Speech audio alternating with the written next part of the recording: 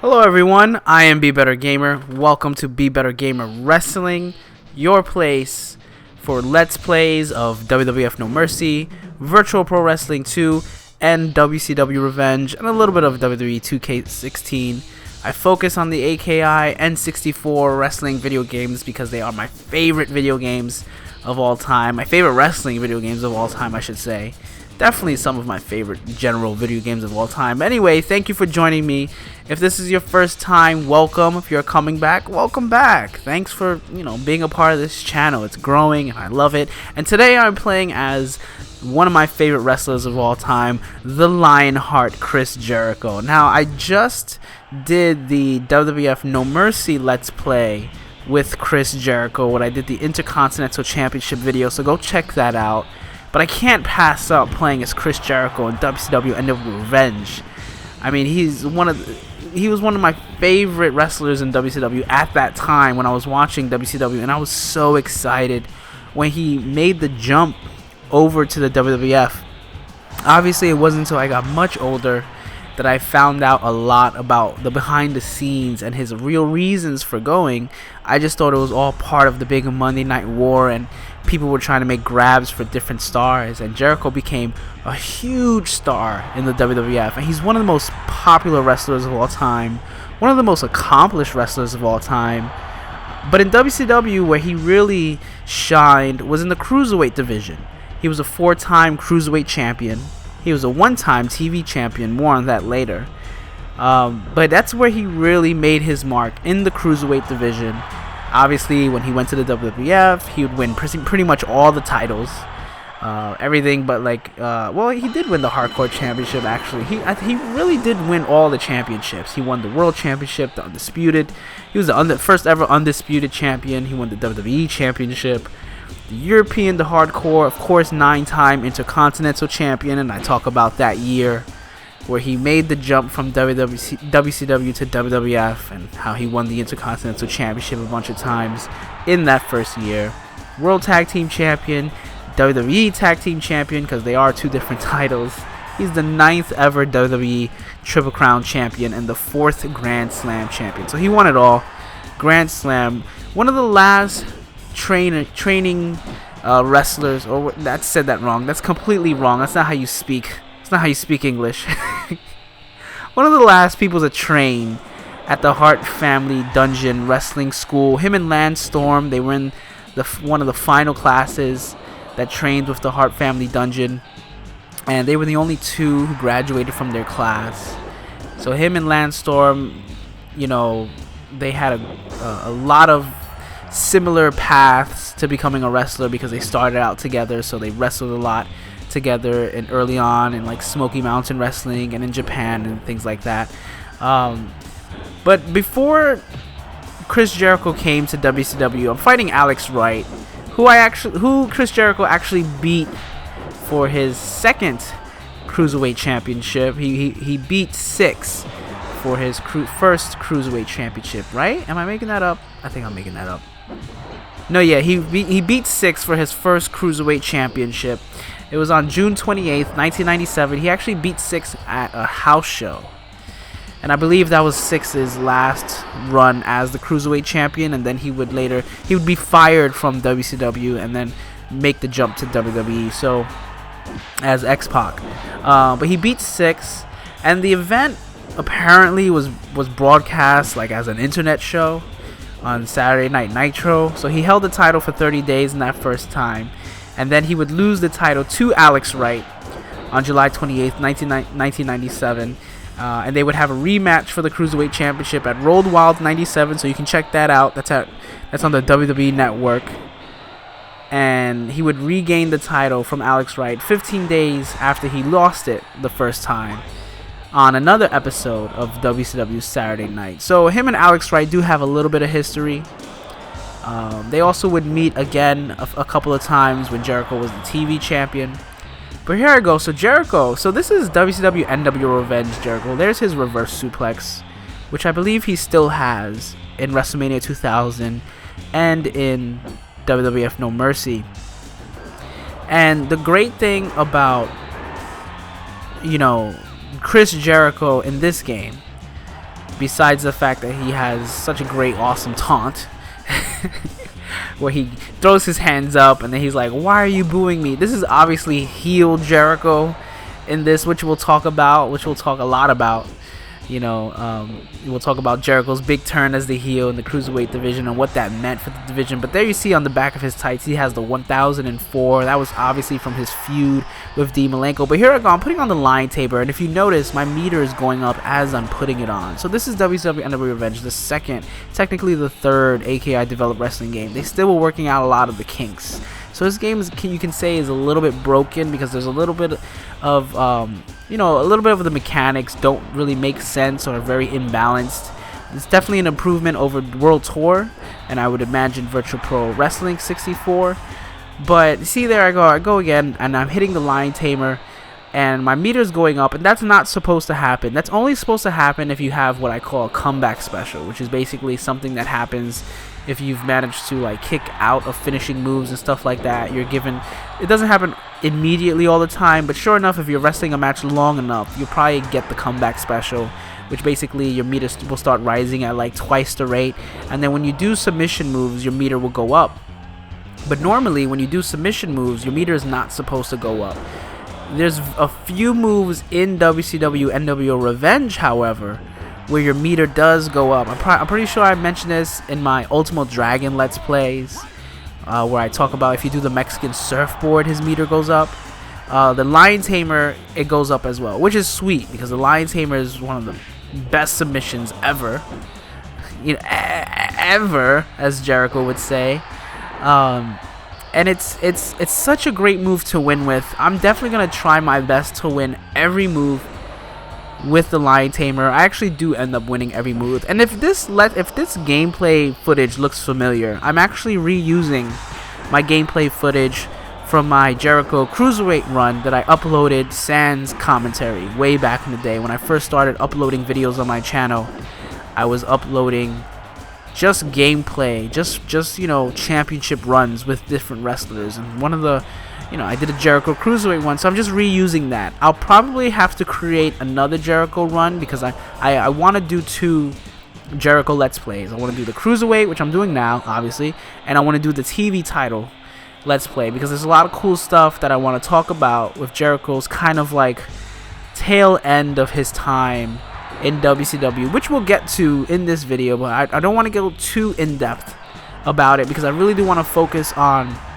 sort of like with the Rey Mysterio Jr. Cruiserweight Let's Play run, I want to focus on how he came to WCW and what he did right before, you know, when I usually talk about my Let's Plays, I talk about from October of 97 to October of 98 because that's when WCW NWO Revenge was released. It was released in October of 1998, and Jericho was really cool because, you know, the games were released every year. You had WCW NWO World Tour in November of 97, and then Revenge in October of 98, and then you got WrestleMania 2000 in October of 99. That's my dog being stupid in the background.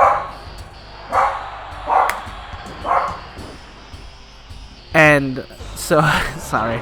And so you had Revenge in 98, WrestleMania 2000 in October of 99, and Jericho made the jump to WWE in the summer of 99. He actually debuted August 99. So somehow from August, you know, August, September, October, that's only 3 months. They still managed to squeeze him in the game. Maybe they knew he was coming because apparently he did sign with WWE a little bit earlier than he showed up.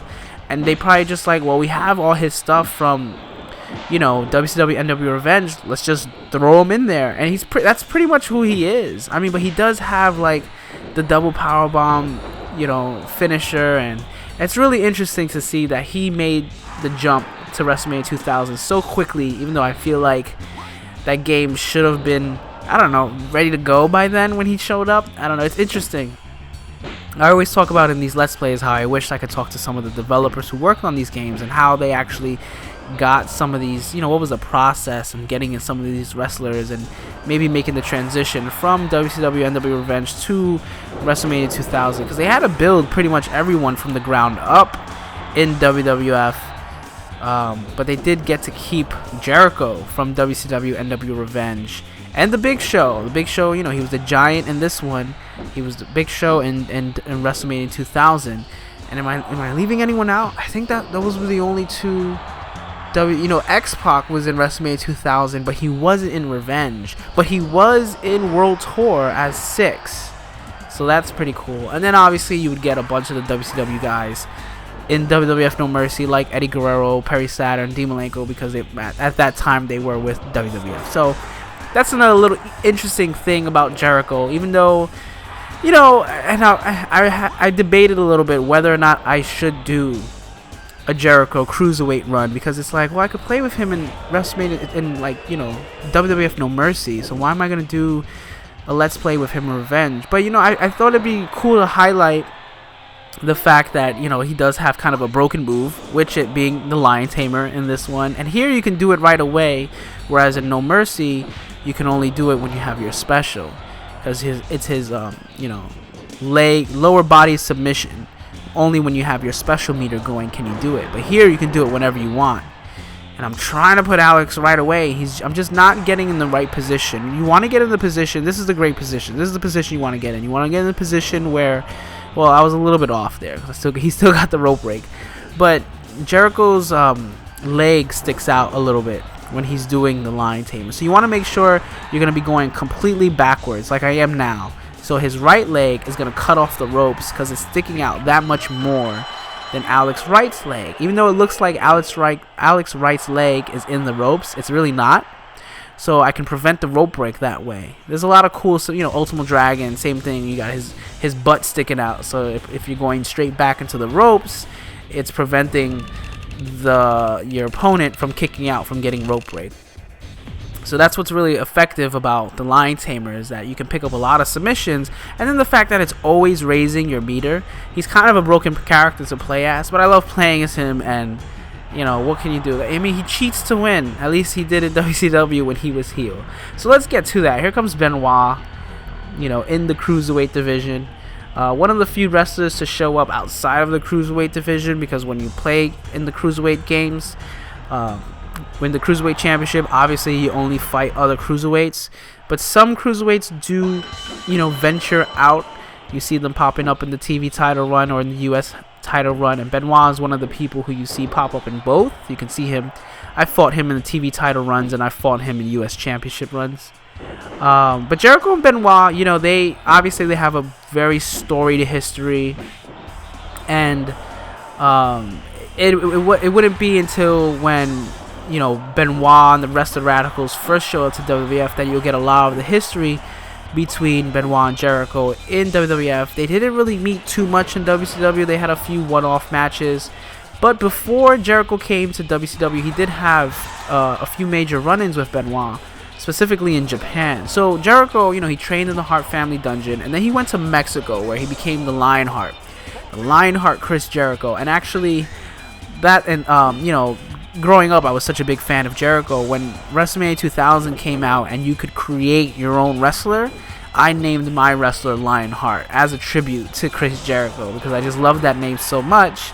And I was like, I'm going to call myself the Lionheart. Completely unoriginal. I'm so unoriginal. Stole someone else's wrestling name. Even though he wasn't really being called the Lionheart too much at that time, but I knew him as the Lionheart, and I was like, that's my name. I'm gonna take it now. I'm the Lionheart. So in WrestleMania 2000 and WWF No Mercy, and even today when I make my wrestler in other wrestling games, I always call him Lionheart, and I use that for a lot of my gamer tags as well. I'll call myself Lionheart. So he was Lionheart in Mexico, and from Mexico he went to Europe. He wrestled over in Germany, and then he wrestled over in Japan. And in Japan, he wrestled in the War promotion, which is Wrestle and Romance, which is the promotion I talk about in the Ultimo Dragon Let's Play, because Ultimo Dragon was in that promotion, and Ultimo Dragon and Chris Jericho had a rivalry there. And that's what kind of got Jericho noticed by like Cactus Jack, Jim Cornette, and Paul Heyman, and he was invited to go over and wrestle in Smoky Mountain and in the ECW. And in Japan, they had War in 1995. They hosted the second Super J Cup. Now, the Super J Cup was an invention by Jushin Thunder Liger, it was like the best of the best junior heavyweights from different promotions, and they were all gonna meet and compete. And in 1994 was the first Super J Cup that was won by Wild Pegasus, aka Chris Benoit. He won the first Super J Cup, beating Great Suzuki, I believe, in the finals. How humble is Jushin Thunder Liger? He doesn't win his first Super J Cup that he invented. It's almost like Jericho. He invented the TLC, the Money in the Bank, but he doesn't win it.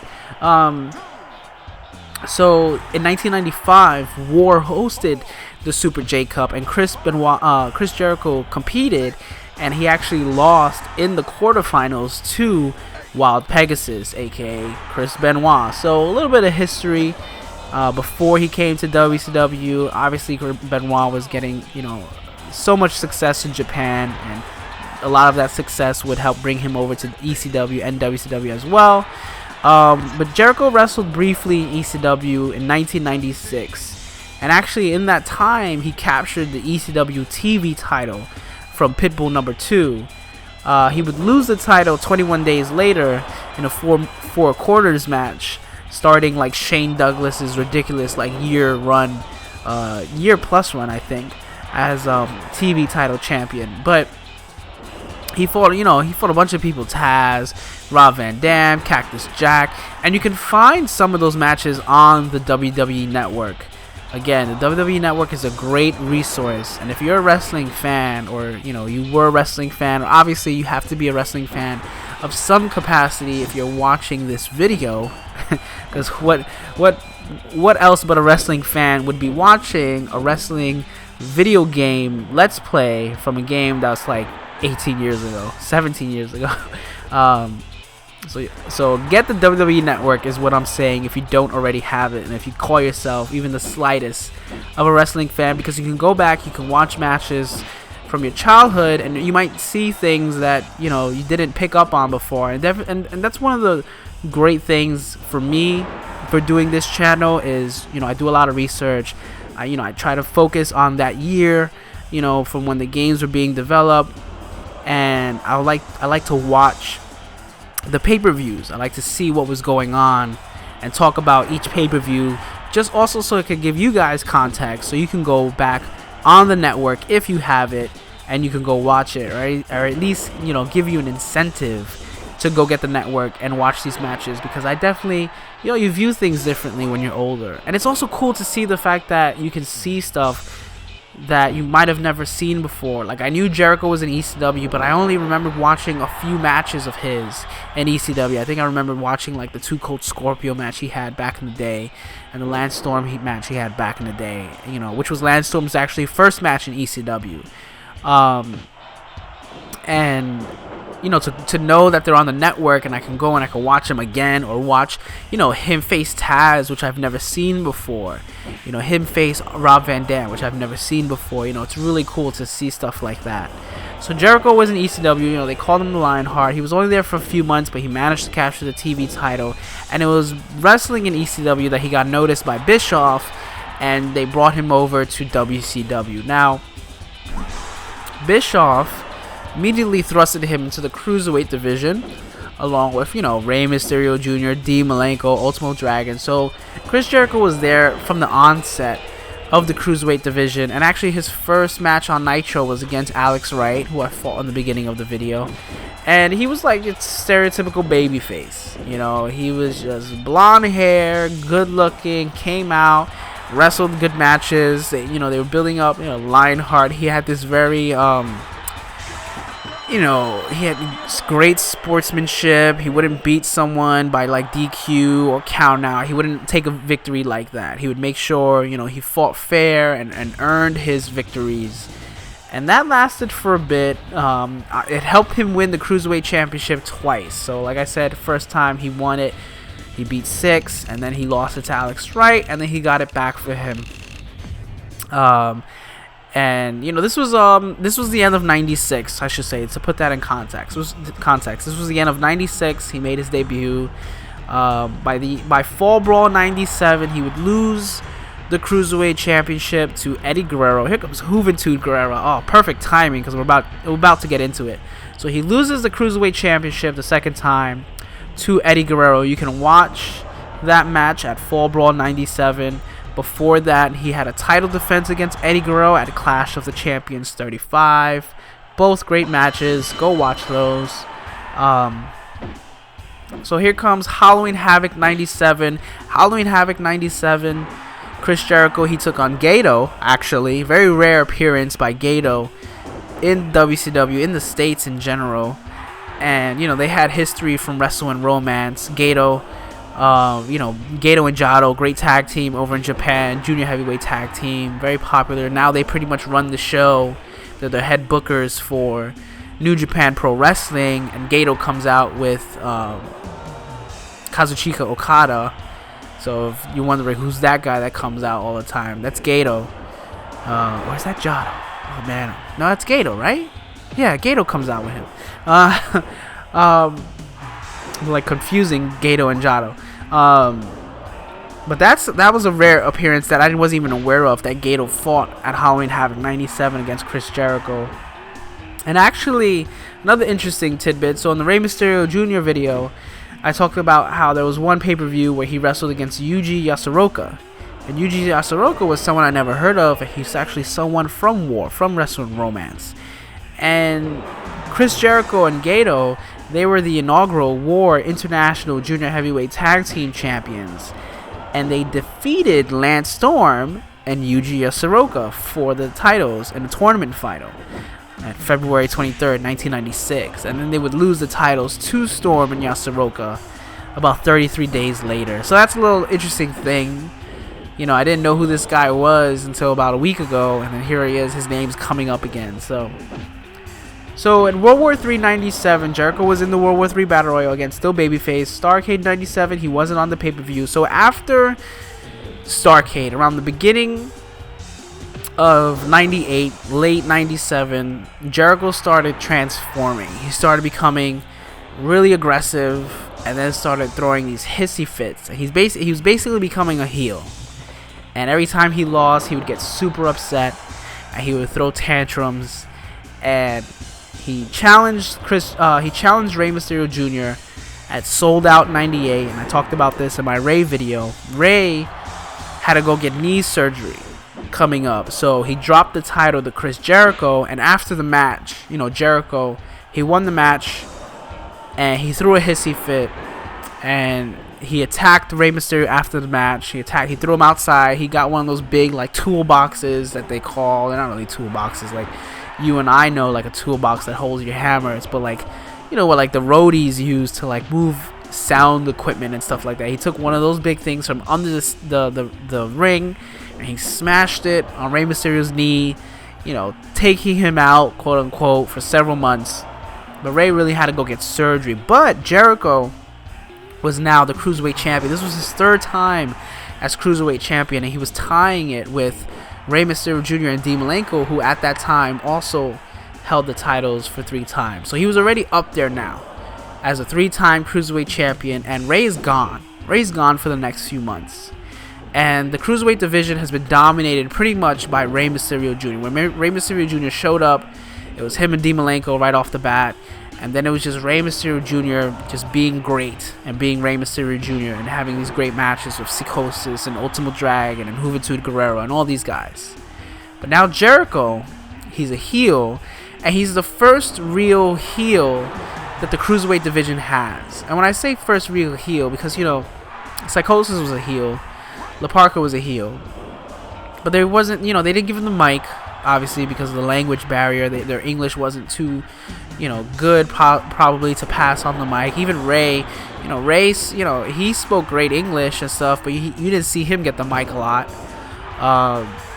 They only gave it to him a few times, so they didn't really give the luchadors and the masked wrestlers the mics a lot. But Jericho, he was getting on the mic all the time now, because he was throwing these hissy fits and whining. And after he beat Rey Mysterio Jr., he started getting into a feud with Juventud Guerrera. And I've talked about this, obviously, in my Juventud Guerrera Let's Play. But Juventud Guerrera, he didn't want to fight him. He kept ducking him. He said, all right, if you're going to fight me, you got to put your mask on the line. And this is a big deal in Lucha Libre Wrestling. If you put your mask on the line, it's a huge deal. It can make or break your career in Mexico, because the mask is so important to the tradition of Lucha Libre, and it's come to define so many wrestlers. Now, Juventud Guerrera was fairly young, but he still had been wrestling for quite a while under his mask.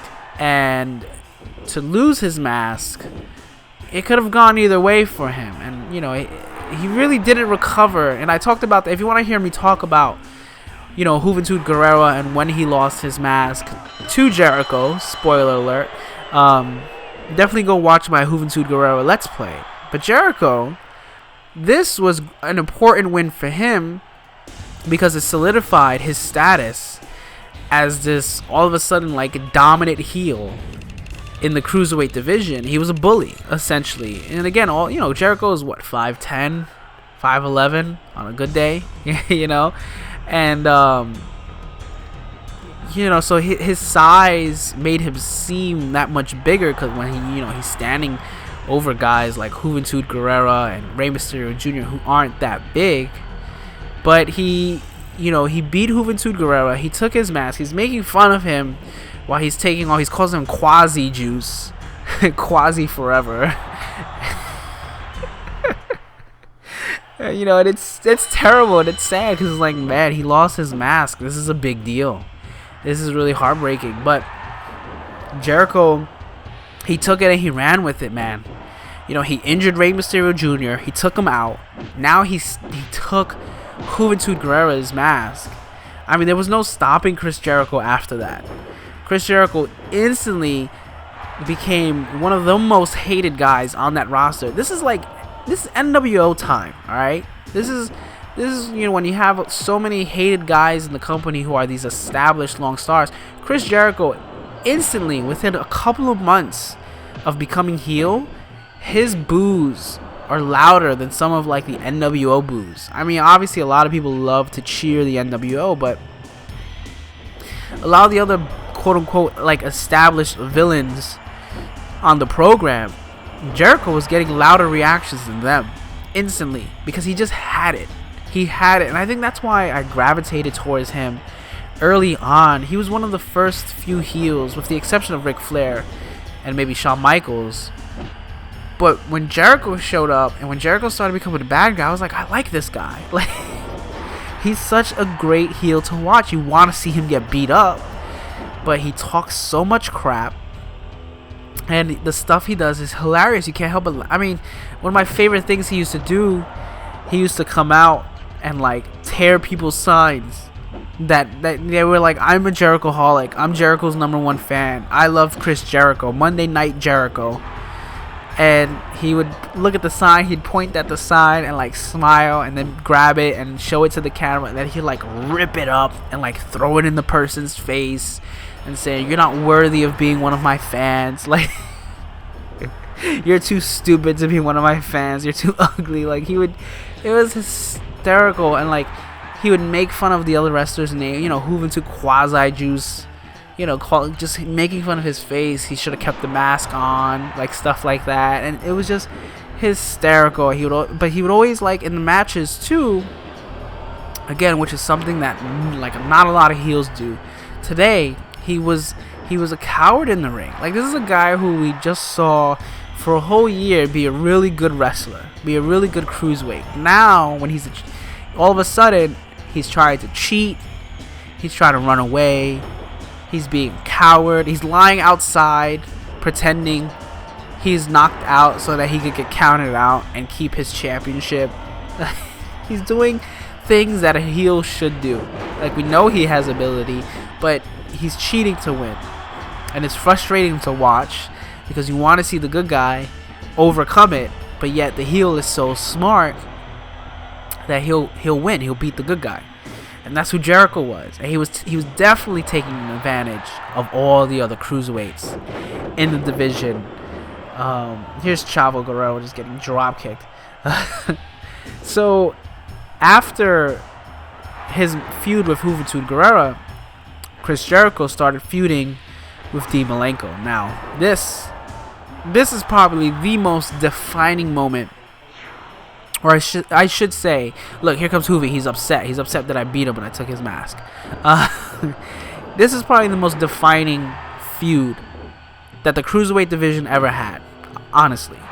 Like, if you go back and you look at the feuds within the Cruiserweight division that meant anything, there aren't a whole lot, number one.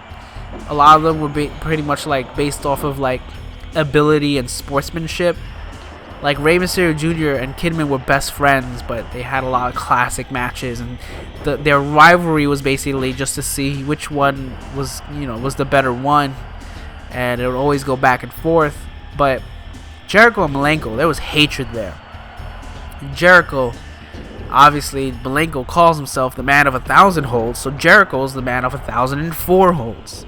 He's way better than Jericho. He comes out with this long sheet of paper one night, and he's reading all the holds he has, and like half of them are arm bars, and it's hysterical. And Jericho talks about this in his in one of his DVDs, and I think even in his book he talks about this, where so he starts reading the list.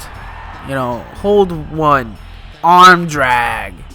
Hold 2, the Saskatchewan whatever. Hold 3, arm bar. Like, so he gets to like move 7 or 8, and they go to commercial. So he says, like, in during commercial break, I believe they were like in Chicago or something like that, some city with a lot of sports teams. So he just starts ragging on all the sports teams and just making fun of Bulls suck, the Bears suck, everything. And the fans want to kill him. So they come back from commercial, and when they come back from commercial, the crowd is so hot. They're so angry because all commercial break, he hasn't been reading his moves. He's been making fun of the people in the audience and making fun of their teams and basically being a bad guy. So when it comes back, it almost seems like everyone's booing him because he's been reading this list. And he's like, move 678, drop toe hold, move that arm bar. It still cracks me up to this day. I wish they had that episode of Nitro fully on the network. They don't, but I believe you can watch that clip on WWE's YouTube channel. I mean, you could definitely Google it and watch it. Just Google Jericho reading his 1,004 holds. And then, like, Prince Iakea comes out, and they have, like, a little match that Jericho wins. But that was part of his feud with Malenko. It was all mind games. And Jericho also, at this time, he was collecting trophies. So he collected Juvi's mask. He beat Disco Inferno in a match. He collected his headband. And so at Uncensored 98, he was getting really under Malenko's skin. And they have a pretty good match. It wasn't their best match together, honestly. They had a lot of other great matches. But he beats Malenko. He beats him, and after the match, Jericho's walking out, and Mean Gene's coming in, and Mean Gene looks like he's gonna be talking to some Jericho, but he walks right past Jericho, and he walks in the ring, and Malenko's upset. And going back and looking, when I was doing research for the video, the announcers really took care of this feud. They seemed really invested in Chris Jericho as a heel every time he came out. They helped put him over as a heel, and they helped put over his opponents as people you really wanted to see beat Chris Jericho, because Chris Jericho was running, he was a terror to the Cruiserweight division. And this storyline was existing outside of the nWo, outside of what was going on with like Raven's Flock and all this stuff. Like it just managed to form its own bubble. And I think it really helped solidify the fact that the Cruiserweight division could have their own stories outside of guys just doing flips and, moonsaults all over the place. And Jericho was one of the key figures in that. He was the key figure. He was the voice. The only voice, really, of the Cruiserweight division. I mean, his two foils, the two top baby faces, before Kidman rolled around, was Rey Mysterio Jr. and Malenko. And again, they didn't give Rey Mysterio Jr. the mic a lot, even though he spoke perfect English. But they just didn't give him the mic a lot because his mic skills weren't that great, honestly. And Malenko was just a strong silent type. Malenko wasn't really a guy who put on the mic a lot either. You know, he talked in the ring. He backed up his ability in the ring, and people loved Malenko for that. He was the Iceman, you know. He was cold. He was calculated, but he was a good guy. You know, he was just a great wrestler, great technical wrestler. And so when he beat Malenko, you know, Malenko was kind of on a losing streak, and Okerlund comes out and has this conversation. Well, it's a one-sided conversation because Gene Okerlund is just asking him questions. You know, you've lost the past few matches. What's up? You were supposed to beat Chris Jericho. Everyone wanted you to beat Chris Jericho, and you couldn't do it. What's wrong with you? Like, what's going on? Where's the Malenko we all know and love? The 1997 PWI voted Wrestler of the Year, Malenko, or 96. And what are you gonna do now? What are you gonna do now, Malenko? And Malenko goes, you know, he goes, where does Malenko go from here? And Malenko goes, home. That's what he says. He says home. And you know, he walks out of the ring. And Malenko rarely showed emotion, but he showed emotion here. And it was really cool to see. And even the announcers were like taken back, like Tony Schiavone and Bobby Heenan. They were kind of taken aback by it, like, whoa, we've never seen this side of Malenko. We've never seen him get really upset for losing a match. And it's because Jericho got so under his skin. At least that's how we perceived it as the audience. And that's what made it even great. So now Jericho beat Malenko. You know, Rey Mysterio, who I'm fighting right now, classic Rey Mysterio garb. Rey Mysterio was out because of injury. Malenko is our next hope. Malenko, and you know, Juvi could have been that next successor, but Jericho crushed him right away. He stole his mask. So now Juvi's on the path to rebuilding himself. And that's going to come back to haunt Jericho later on. But Malenko was the next shining light. I was like, alright, Malenko's going to stop this Jericho guy. Nope. Jericho beats him. And Malenko's like, I'm leaving, I'm going home. Now Jericho can do whatever the hell he wants. And again, he just becomes this top heel in the Cruiserweight division where he's just dominating everyone, beating everyone, being a jerk, making fun of guys. So the next pay-per-view, Spring Stampede, he beats Prince Iaukea. Same thing, he beats Prince Iaukea. He takes his little skirt, you know, his little like Hawaiian, you know, kind of garb. So he's now wearing, now he's got that as his trophy. He took Juvi's mask, he's got Disco Inferno's headband, and he's taken Prince Iakea's, you know, Hawaiian dress. I think it's Hawaiian. And he's just unstoppable. Chris Jericho is a madman. Chris Jericho. This is Chris Jericho. This is pre-crisis Chris Jericho. This is before he came in WWF. And he is quickly becoming one of the most entertaining things about all of WCW. He really is. And even if you go back and you watch, it still holds up. I mean, he was performing on a whole nother level from the rest of the people in the Cruiserweight division. And even though Chris Jericho, you can't say, you know, he's as spectacular to watch in the ring as, say, maybe Rey Mysterio, but Chris, or maybe as technically gifted and sound as Eddie Guerrero and Chris Benoit. But Jericho was always a fantastic wrestler. Always had, you know, he had his own special way of how he moved in the ring. But what he made up for more so than any other person in that roster in the Cruiserweight division was his personality and his charisma, you know, and his mic skills. Jericho had it, man. And you had to believe he was going to be destined for greatness after the Cruiserweight division, when his time was up in the Cruiserweight division. And anyway, so Slamboree 98 rolls around, and Malenko's been gone, and Jericho's ranting on and on about it, how he made Malenko leave, how he kicked him out of WCW. He beat him so bad he left. He's making fun of him. He's having interviews with like pictures of Malenko and making fun of his family, you know, making fun of the Malenkos, doing all this horrible stuff. So Slamboree 98 comes around, and there's a Cruiserweight Battle Royal, and it's mostly made up of, you know, a lot of the luchadors. Psychosis is in it.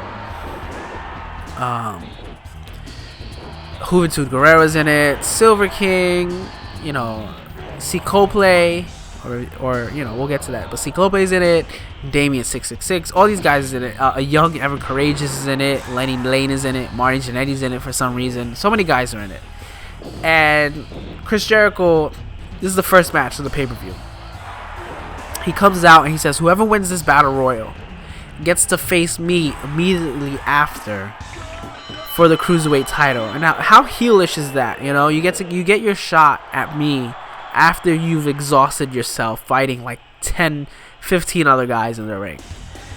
And he's introducing everyone that's coming out. He's making fun of everyone as they're coming out. You know, Super Callow comes out, he's making fun of him. Say he's like the king of like breakdancing or some shit like that. Like, he's just making fun of everyone. Juventud Guerrera comes out and he's referencing the fact, you know, that he stole his mask and that he's ugly, the ugliest wrestler here, quasi Guerrera. You know, just so many things. So all these guys are in the ring, they're all fighting. Jericho's watching it in the back, and it comes down to Juventud Guerrera and Ciclope. And Ciclope, now, he's this weird looking, you know, lucha libre wrestler. He wears a mask, and his outfit was like orange and black. So he looked like a tattered up pumpkin, a human pumpkin. That's what he looked like.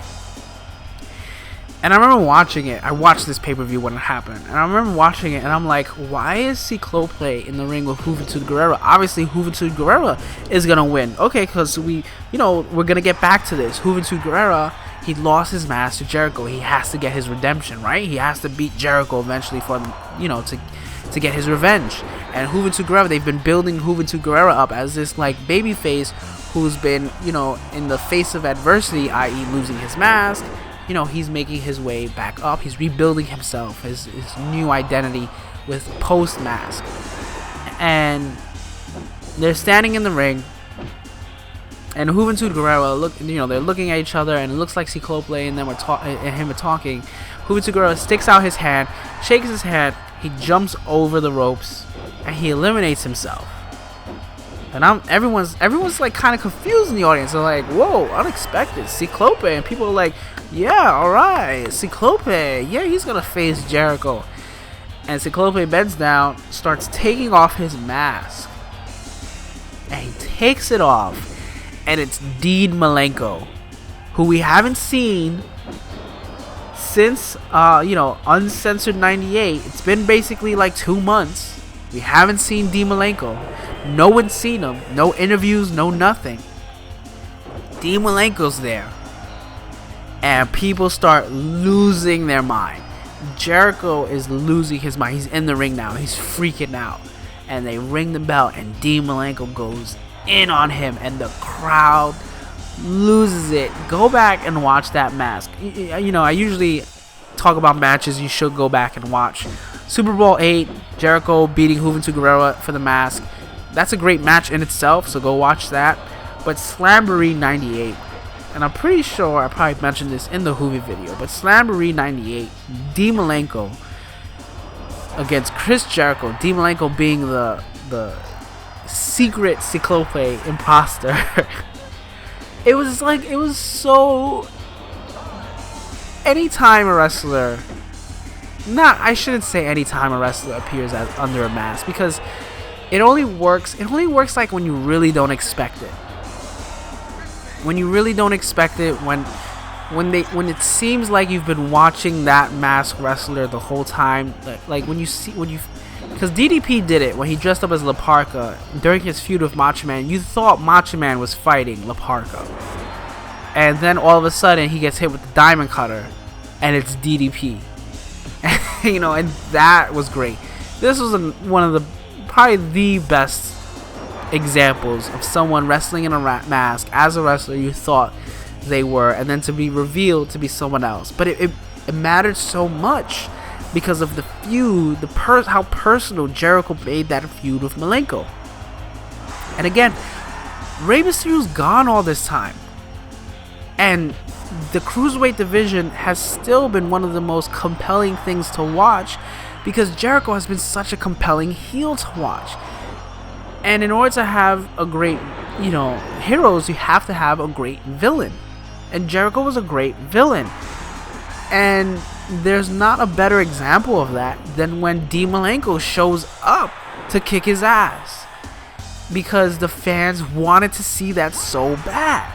They were like, yes, Malenko's back. He's going to really give it to Jericho. You know, he left so suddenly and so surprisingly. But again, I don't think it would have worked if Jericho wasn't being such a dick the past several months as the Cruiserweight Champion. It meant so much. It's one of my favorite moments ever in wrestling. It really is.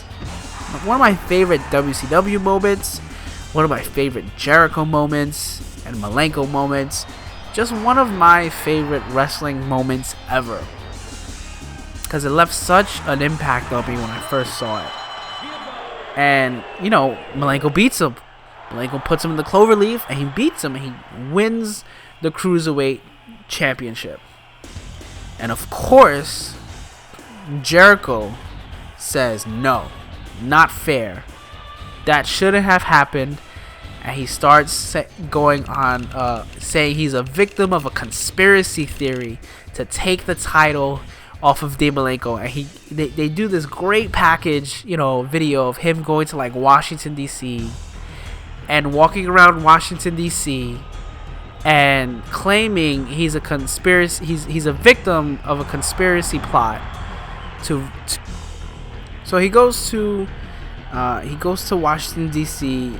and he does this whole conspiracy victim thing, where he's asking, you know, people on the street, do you believe, you know, I was a victim of, like, explaining his story. It's hilarious. I can't even explain it. You gotta try to find and watch it. Google Chris Jericho conspiracy victim, you know, WCW back in the day.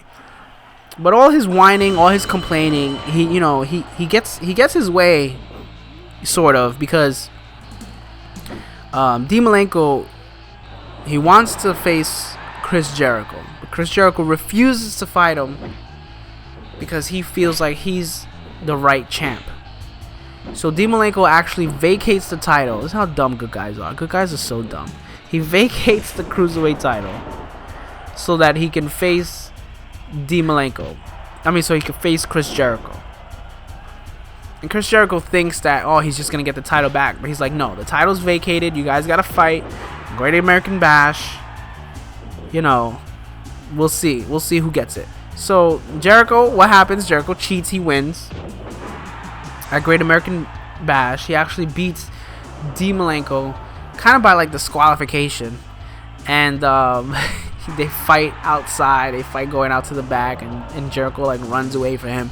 But Jericho becomes 4-time Cruiserweight Champion. So this is his 4th and final reign. So that 3rd reign, when he first won it from Rey Mysterio Jr., he had the title for 113 days. That was the 3rd longest individual title run for the Cruiserweight Championship in the WCW era, right under Syxx and Mysterio. So very lengthy run. He's actually tied with Kidman for 3rd. If you're talking about just WCW, I'm not talking about complete, WCW and WWE records. But again, fourth run now begins after beating Malenko. But now Jericho's fighting 2 wars on 2 different fronts, because his feud with Malenko is still technically not over, and now Juventud Guerrera is coming back, chasing for the title. But also, Rey Mysterio Jr. is back. And Rey Mysterio Jr. comes back and he challenges Chris Jericho at Bash at the Beach 98. His rematch for the Cruiserweight Championship. The referee gets knocked out. And Rey Mysterio ends up beating Chris Jericho due to Malenko interfering and counting, the victory. So Rey Mysterio Jr. wins the Cruiserweight Championship, or so we think. But Jericho, once again, through his ways, through his whining, his complaining, him being wrong, Jericho gets the title back. And you just want to hate him. You just want to hate him because he's losing the title, but then he's somehow weaseling it back. You know, he's just like saying, I'm being wrong. I'm a conspiracy victim. They're cheating. They're cheating to take the title off of me. This is not right. And it's hilarious and it's great. And it's like, you know, it's just the villain won't go away. The villain can't be beat. Because he can be beat in the ring, but he can't be beat outside of the ring. And honestly, that's kind of more important because it's keeping the title on him. It's keeping him from letting the other guys get the championship that they probably deserve more so than Chris Jericho. It's on a whole nother level. It's something that heels don't do anymore. I mean, real quick, side note, tangent. I don't like what's going on with the Roman Reigns storyline with him being the world champion, because right off the bat, when he attacked Triple H, okay, and he lost that TLC match, he could have been like, look, I know it's a TLC match, no disqualification, but hey, the League of Nations showed up. That's not right. They made it basically a handicap match. That's not what it's supposed to be. I deserve my rematch. But they could be like, no, you don't get your rematch because you attacked Triple H. Sheamus is going to stay the champion. But no, they just give him another title match so that he gets the title, but he punches Vince McMahon in the process. What they should have done, in my opinion, was the next week, you're fired for punching the boss in the face. We're going to give the title back to Sheamus. This does two things. It allows Roman Reigns to keep being that babyface we want to see strive over adversity because, you know, the system is holding him back. But it also, you can have Sheamus be this cocky heel and rub it in his face that he's still the champion, and rub it in everyone's face that he's still the champion, because he's winning the title. He has the championship, but he doesn't deserve it because he's been beaten in the ring. But because of, you know, politics and outside interference and all this stuff, he gets to keep the title. That's how you make a heel strong, because we want to hate the heels for being, you know, winners even though they're losers. You know what I mean? Like, we don't want to, you know, realistically, Sheamus shouldn't have a chance against Roman Reigns, so the only way for Sheamus to beat Roman Reigns should be through cheating. Very few heels are effective long term as like these unstoppable dominating heels. Even when you have a heel that's like that, that's pretty badass, one of two things happen.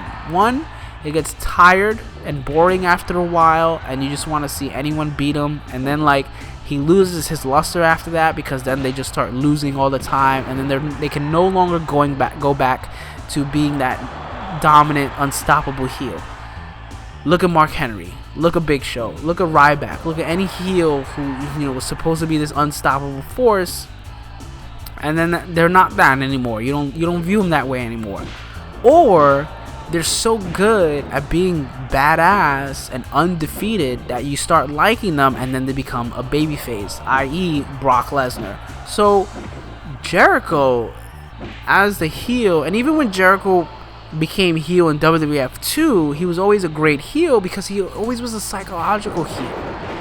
And that's what made his storyline so interesting, because you wanted to hate him because he was such a jerk. He knew how to cheat. He knew how to manipulate his way into getting what he wanted. And that made you cheer for the babyface. Dean Malenko didn't have to talk. Dean Malenko literally said one word, pretty much, in their feud. And that was home. Where are you going, Malenko? Home. 2 months later, Dean Malenko shows up, gets the biggest pop of the night. Go back and watch that pay-per-view. Biggest pop of the night. And all he said was one word: home. Jericho did all the talking for him, because Jericho just talked and talked and talked and talked and talked, and we were just like, shut up, Jericho. You're the worst. We hate you so much. Someone's got to come back and kick you in the face. And Dean Malenko shows up, and it's like, yes, kill him, Malenko. Malenko didn't have to say anything. Malenko didn't have to cut a promo about how he was going to beat Jericho up. He didn't have to give an interview. They didn't have to stand face to face and talk for 20 minutes. We just got it, because Jericho was such a good heel. He was such a good guy to hate. Good character to hate, I should say. And all he did was just basically bend the rules and break the rules. The rules of wrestling that apparently no longer exist anymore. But yeah, I mean, but you look at that for me, that helped establish the Cruiserweight division. Because there was no other stories that were ever more engaging than that. We never got that kind of, story. Like Rey Mysterio Jr., his most compelling stories were when he was facing people outside of the Cruiserweight division. When he was facing the nWo was when it got really exciting with Rey. His feud with Eddie Guerrero and the LWO, I found really fascinating because I could resonate to that. But that was such a short-lived thing, and it didn't really go anywhere. It didn't have a lasting impact on the division that it could have had. On WCW in general. And it's just something that it's kind of disappointing, because I feel like with Eddie Guerrero you could have had that really passionate, fiery heel as well, kind of like counter to Chris Jericho. But you look at everyone else, Kidman, Psychosis, Juventud Guerrera, they never really got into a feud that was as personal as the Jericho-Malenko feud. And I think that's what helped drive that Cruiserweight division all that time, while the biggest star of the Cruiserweight division, Rey Mysterio Jr., was gone. And when Rey Mysterio came back, it was cool, it was great to see him back, but they still had to wrap up the Jericho story. And Malenko and Juventud Guerrera, all these guys kind of came up to carry the load of Rey Mysterio Jr. not being there, and that was great to see. And Jericho was a key component to that. I can't stress that enough. Go back and watch all that stuff, because all that stuff is great. But so after Bash at the Beach 98, he gets the title returned back to him. Rey Mysterio Jr. is actually not the champion. Jericho still is. And here we go. What's it all for? Road Wild 98. Juventud Guerrera, Chris Jericho. Juventud Guerrera lost his mask so many months ago from Chris Jericho. He's been doing all this time to, he's become really popular now with everyone. Again, mostly because Rey Mysterio's been gone, so Juvi has kind of been the next baby face in line. And Malenko is a special guest referee, so of course the fix is in. Malenko is making sure Jericho is not walking out of there the champion, and he doesn't. And Chris Jericho loses the Cruiserweight Championship. He finally loses the title to Juventud Guerrera, thanks to Malenko. So both Malenko and Juventud Guerrera get their revenge at the same time, same match. And Jericho's done. He's not the Cruiserweight Champion anymore. That was his last time as Cruiserweight Champion.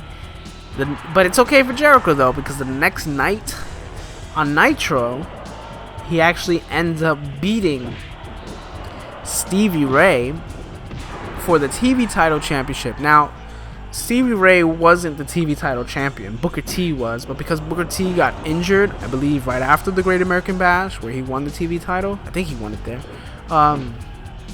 Stevie Ray was defending the title for him, and Jericho beat him for the TV title. So a day after losing the Cruiserweight Championship, pretty much this almost whole year, 8 months, if you will, of him dominating the Cruiserweight division, he wins the TV title, and that's kind of supposed to be a step up in terms of, it's the TV title is open to any weight class. It's not just cruiserweights. And Stevie Ray wasn't a cruiserweight, and here was Jericho beating Stevie Ray for the TV title. Now, I'm not gonna get into this too much because obviously the episode's almost over.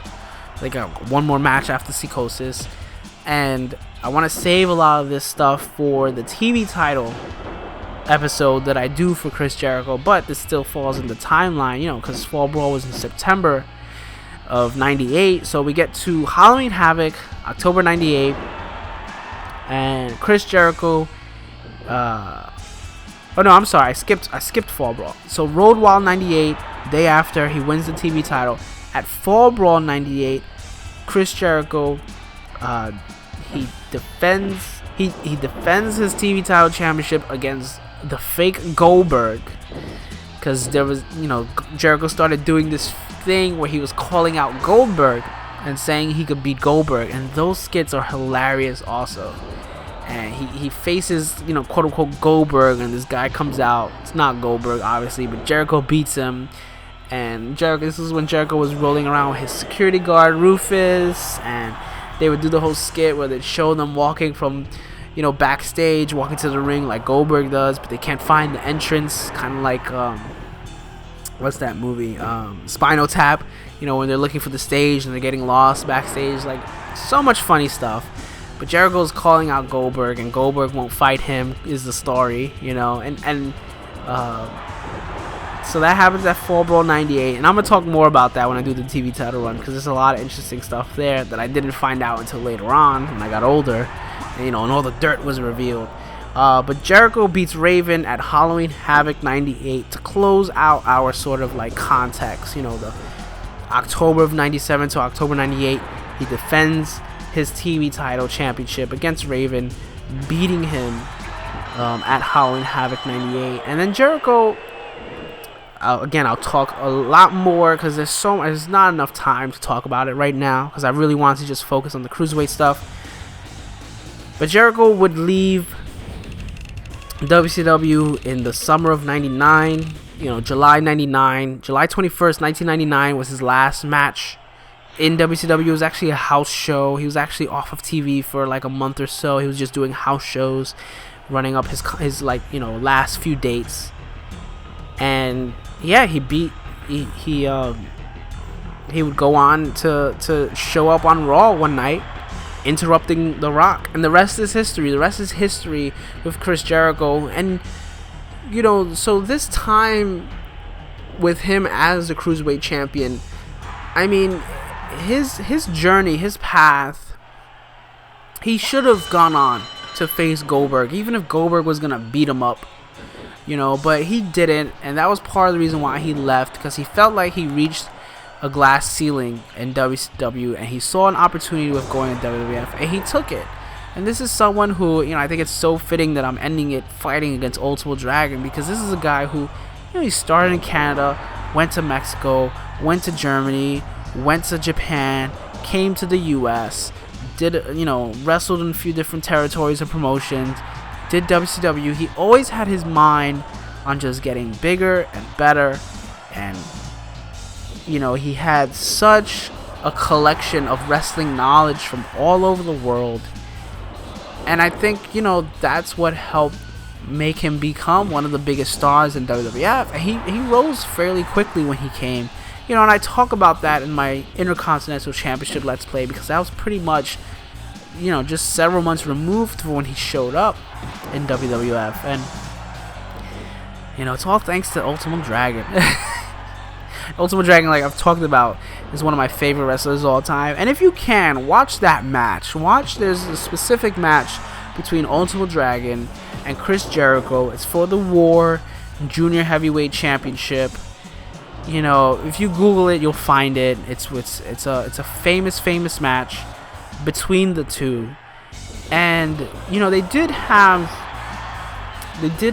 one pay-per-view meeting when in WCW, when Jericho was Cruiserweight champion for the first time during his first Cruiserweight title reign. They wrestled a non-title match on an episode of Nitro on June 16th, 1997. Jericho was the Cruiserweight champion, and Jericho lost that match, and that set up a championship match at Bash at the Beach 97. Great match. They have a few flubs in that match, but it's a great match. It's interesting to see the crowd react to that kind of match, because they were performing on a whole nother level. And again, Jericho was never like, he wasn't going to be like the Rey Mysterio all of a sudden doing these like flips all over the place and hurricanranas. Jericho did have the top rope hurricanrana that he did, but he just knew how to work so well with these guys and tell a story in the ring. And Jericho knew how to wrestle it all. He knew how to do lucha libre. He knew how to do strong style. He knew how to do, southern, wrestling, Canadian wrestling. He knew how to do it all. And Ultimo Dragon was another one who traveled all over the world. He can do it all too. So they have a great match at Bash at the Beach 97. So go watch that match. Ultimo Dragon, Chris Jericho. Again, another reason to watch the WWE Network, because they have all these great stuff. But just think about it. Just that year that I just went through, when Jericho became heel, that was just pretty much 8 months, 9 months in the Cruiserweight division as a heel. And it cemented a legacy that we still remember to this day. It's still a very important part of who Chris Jericho is, who he was, and how he became the Chris Jericho he would become in WWE. You saw all that groundwork being set in the Cruiserweight division when he was the heel, when he was feuding with Juventud Guerrera and Malenko and Rey Mysterio Jr. And it was only a short amount of time he did that. So for WCW to miss the ball on that, they were blind. They were blind to not see the potential. But he needed to leave. He needed to leave, or else he wouldn't have become the Jericho we know of him today. And he only wrestled in WCW for 3 years. For 3 years, he wrestled in WCW. And to this day, it made such a huge impact, that short amount of time. Because 3 years, face it, 3 years is not a lot of time. So that short amount of time that he was in WCW, he made a huge impact. And of course, he's still with WWF today. He wrestles a little bit today in WWF. But that's Jericho. I hope you enjoyed this episode. I enjoyed talking so much about one of my favorite wrestlers at all time during one of his finest moments in his career. Even though it was an early part of his career, still one of his finest moments. And there's plenty more. Part 2 essentially will be when I do the TV title run with Jericho. But I hope you like this video. So let me know what you think. Let me know some of your favorite Jericho WCW moments. And yeah, leave a like, leave a comment, subscribe. And next up for the Cruiserweight Championship path, I'll be doing Malenko, so we'll get to see the other side of the coin. And I hope you enjoyed this video. Until next time, as always, keep watching wrestling. Thank you.